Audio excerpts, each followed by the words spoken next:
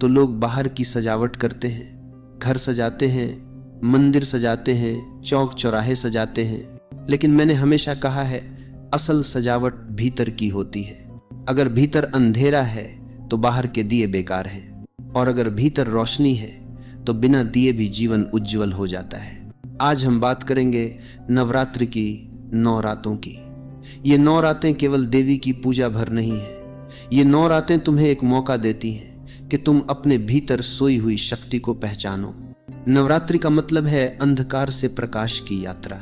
नवरात्रि का मतलब है भीतर छुपी हुई शक्ति को जगाना। नवरात्रि का मतलब है तुम्हारे भीतर जो डर है, जो आलस्य है, जो वासनाएं हैं, उन सब को परास्त करना। लोग 9 दिन उपवास रखते हैं, पर असली उपवास पेट का नहीं, मन का होना चाहिए। भूख से शरीर शुद्ध होता है और ध्यान से मन शुद्ध होता है। अगर तुम 9 दिन केवल खाना छोड़कर बैठे रहो और भीतर के विष, क्रोध, ईर्ष्या, घृणा उन्हें पकड़े रहो, तो फिर ये व्रत अधूरा है। देवी कौन है? देवी कोई बाहर की मूर्ति नहीं। देवी तुम्हारे भीतर है। तुम्हारे भीतर की दया, करुणा, प्रेम और हिम्मत ही देवी है। जब तुम डरते हो तो तुम अपनी देवी को भूल जाते हो। जब तुम क्रोध में हो तो तुम अपनी देवी से दूर हो जाते हो। जब तुम प्रेम में हो, जब तुम मौन में हो, जब तुम आनंद में हो, तब तुम देवी के करीब होते हो। नवरात्रि हमें याद दिलाती है कि इंसान केवल देह नहीं है, इंसान एक चिंगारी है दिव्यता की। हर दिन एक देवी की पूजा होती है, पर मैं कहता हूं हर दिन अपने भीतर एक गुण की पूजा करो।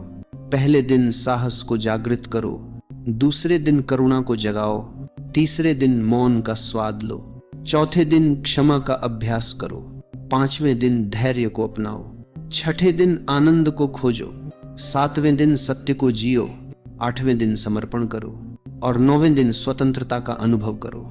अगर तुम इन 9 गुणों को जगा पाओ तो नवरात्रि तुम्हारे जीवन का मोड़ बन जाएगी। नवरात्रि केवल पूजा पाठ का नाम नहीं है, ये समय है भीतर उतरने का। हर सुबह थोड़ी देर मौन बैठो, आंखें बंद करो और देखो कि भीतर क्या चल रहा है। शुरू में अशांति मिलेगी, विचार मिलेंगे, पर धीरे धीरे वही अशांति ध्यान का द्वार बन जाएगी।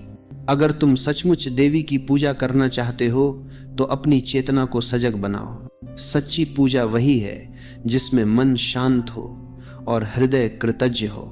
नवरात्रि की रातें हमें ये बताती हैं कि जीवन अंधकार और प्रकाश का खेल है। अंधकार हमेशा रहेगा, प्रकाश भी हमेशा रहेगा। मुद्दा यह है कि तुम किसे चुनते हो।